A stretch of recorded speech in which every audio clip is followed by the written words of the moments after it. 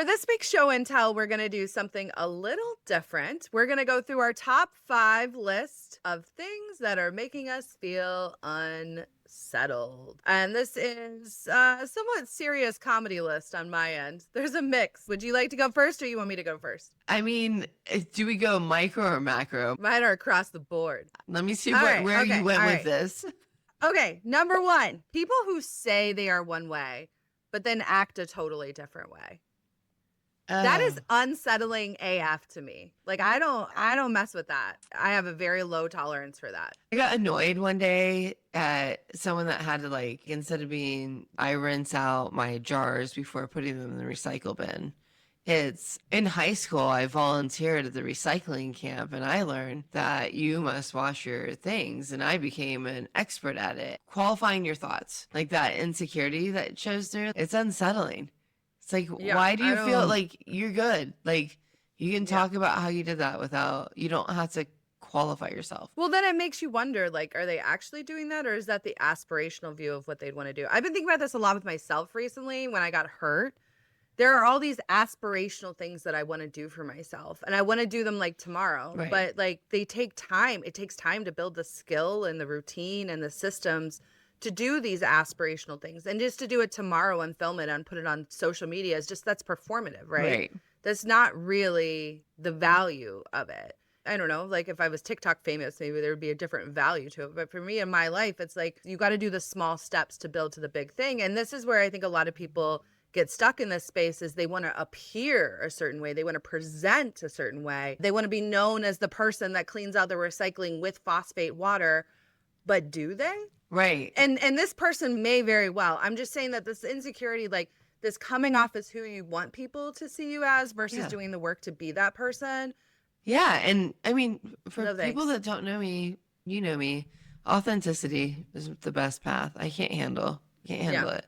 If you're in my crew and I'm sitting at the table with you, you are qualified to have opinions. You do not need to validate them. I'm with you on that one. All right. All right. Next up. This one's a little weird, so stick with me. All right. So other people's bones pushing on my bones. Oh, yeah. So bones in general. Yeah, bones in general. So my husband is like such a cuddler and that's like part of his love language and it's totally fine. I don't mind. But sometimes we get in these cuddles where it's like his skull is on top of my skull and like I just can't deal. It's very unsettling. That is hilarious. My clavicle, I think Taylor is the first man that's ever touched that area. Like, there's so much bone there. And bones Do you are know so the gross. xiphoid process? What? No. Okay, so the xiphoid process is a little bone. There's a little bone at the bottom of your rib cage, just a little tiny thing, okay? And if it pops off, it could do major damage, so you don't want it to pop off. I don't like anyone coming near my xiphoid process. And of course, I have 2 kids that they think it's the funniest thing is to like elbow slam into it with no warning. This is hard stuff for me that I struggle with. So now everybody knows about the xiphoid process and I probably made you all worried about it too. I don't think it pops off very often, but do protect your xiphoid process and don't let other people's bones touch it. Oh, God, yeah. That's a good one. Yeah, I don't like bones. Or, when I had to get my pulse taken and they touch the veins, ooh, I gag the whole time. All right, this one's a little less weird. Most people have experienced this. That feeling when you can tell somebody is like super activated, they're triggered, clearly something going on, and you think that maybe it might have been the thing you said 5 minutes ago, but you don't know for sure because they won't talk to you and tell you about it. Oh, I mean, just in general, people that lack the maturity to confront things, I'm just so over. This is 40. Grow up. I can't even agree with you that it's unsettling because for me, it's just like unregistered. You're over it. I'm so, I mean, say if it was a 30-year-old, 20-year-old, I guess I'd, but like at this point, if you can't say it, then don't think it. I don't know. All right, next up, wet towels. This is summer, so we're going to the pool, so I'm obviously knee deep in wet towels. And I got to tell you, the sensation of a wet towel is unsettling. And everything about wet towels are unsettling. The fact that they're never dry, the fact that a family can't hang them up when they're wet, so that way they do dry, the fact that you have to wash wet towels constantly, the fact that we're ruining the environment So kids, everything about wet towels are completely unsettling. I'm annoyed with the word wet towel. I'm with you. All right, last one. Hold on for 1 second.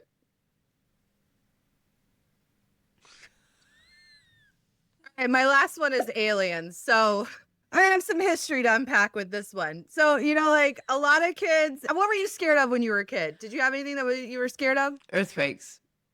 Earthquakes. Okay, so some kids are scared of earthquakes. Some kids are scared of ghosts. I was scared of aliens. Really scared of aliens. That didn't stop me from going to the library and checking out every single book I could find about aliens. Okay, but I was terrified of them. All right. And recently, we're in this interesting period of time where it's like, are they or aren't they real? I don't know. No, I don't know. I just really need to know. Okay. At this point in time, for my own well being, I just need to know either way so I can deal with it. Because right now, I'm not sure I'm dealing with it so great, Well, what's hilarious about this is that so for people that don't know, we loosely prepare this episode, right? And so we knew we were going to list the things that unsettle us. I came up with 10 because I didn't know if it was 5 or 10 because I didn't read the directions. And 2 of them are alien related. Yeah. Well, good. We can discuss further. I mean, we'll just put them in this one. Did you see the video from last summer in Texas of the alien that got seen by a Ring doorbell? No. Oh, you want to watch it? Sure. Can't believe you haven't seen this. Well, I don't really go looking for it because I'm so scared. These glasses look kind of sick, though, I have to say. They're awesome. I might be rocking these at the pool. Did you see the little alien? Okay. See it? There's a bunch of them. Okay, I feel unsettled. Oh, that's fake. Well, I mean, they all could be fake. I mean, that's part of the unsettling. Sometimes I'm like, oh shit. And then I'm like, no, come on. This is really bad. Those are really bad, but that one's creepy. That is creepy. All right. Well, that was my top 5 list of unsettling things. Would you like to get into yours? Yes. So mine are much more macro. All right. 1, end stage capitalism. Yeah, I feel like I'm pretty unsettled. That is unsettling.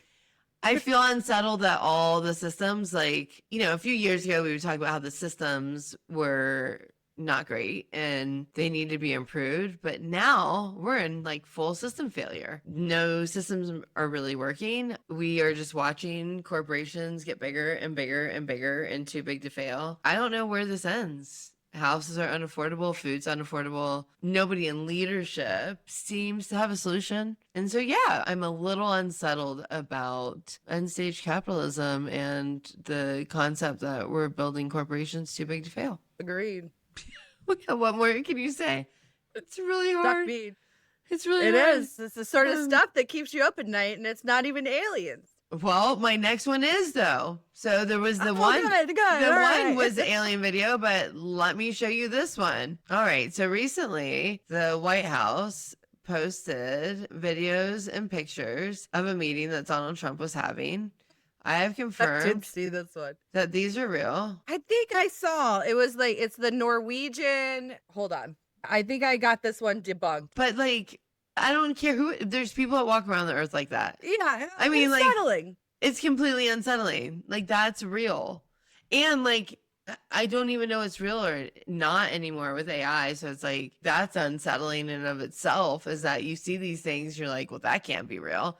And then, oh, yes, it's absolutely real. So I believe that they are people from Norway in some regarded to the official visit from the Norwegian prime minister to the White House. But I can't find the specifics because it's so hard now to tell what's real or not real. And this is a total sidebar, but I was at my dentist the other day. I sit down in the waiting room, and across the waiting room, and it's like a room, maybe like 500 square feet, not huge. There's an older guy sitting on the couch on the other side of the room, listening to his phone full volume, no headphones, whatever. Like annoying, but like unsettling. Whatever. Full blast. Ugh, so annoying. And it's Trump talking, and Trump's talking about how like we're going to be the winningest country, and we're going to have all these pizza parties and bikini parties, and we're all going to party and like all this stuff. It was very party focused. Okay. I have no idea. It's been in my head rent free for the last, like, it's probably been 3 months now. No idea if that was real or AI. No idea. I could not tell. It sounded absurd and crazy. And like part of me was like, there's no way that this can be real. That's the side I'm going to lean to, but I have no idea. How unsettling is that? And the dentist office made me sit there for 10 minutes listening to it after their stupid 5-minute policy. Anyway, unsettling. Unsettling. I mean, since we're talking about Trump, the other thing I'm really struggling with that I find so unsettling, and people can make this political. This is not political. This is a human feeling.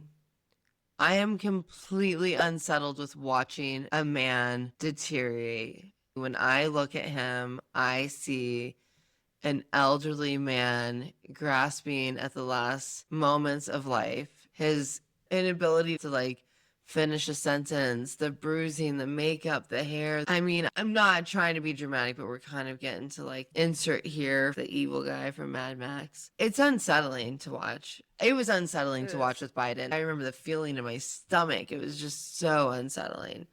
And here we go again, watching an elderly person at the end of their life try to keep up at the pace that they shouldn't need to keep up with is unsettling. It's gross. And I felt this way with Biden. I wish someone would have pulled him inside and said, I love you. You need to go retire and you need to be at peace. You shouldn't be trying to keep up. And Trump, every time I see him, it's hard to look at someone that's literally dying in front of us. And we're talking about it. So I find that extremely unsettling too. That's on my list. That's unsettling. All right. I think you got 2 more. Okay. I went and saw Obsession. I don't know if you know about this new phenomenon in movie world, but movies are on their way out. And 2 YouTubers made movies that are in the movie theaters right now competing against Steven Spielberg, and they're winning. And my husband went to one with my son, and I can't wait to see that. I'll talk about it here once I do. Called, I think it's Backlots or something. Backrooms. And then I went and saw Obsession with my son. So it was a movie made with less than $1 million, $750,000 budget. It's already made like $600 million or something.